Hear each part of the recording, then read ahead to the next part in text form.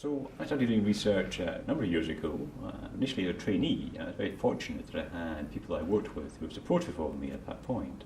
So I did a higher degree from an MD at that stage, and then I was appointed as a consultant. It was purely a clinical job. But over the few years I managed to develop a little more research interest and gradually worked up more research time until I managed to get an academic appointment and then develop further clinical trials, other studies over time. So I classify myself as being a clinical academic. I think it's very important to have clinical academics because the temptation to do very high quality academic work may require full time with no clinical input. And yet of course it's the kind of clinical input that allows you to identify the important questions in research and also how best to answer those questions. So I think linking together the clinical work, academic work is absolutely vital.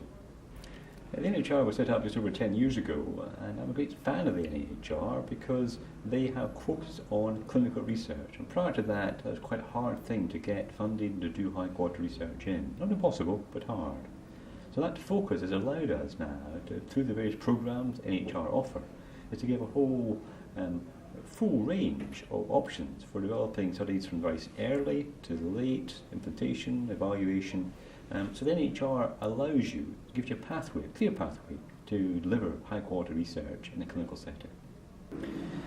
So as a clinician, if a clinician wants to get involved in research, I think probably the most important advice I give to them is talk to people who are doing this, find a mentor to advise you.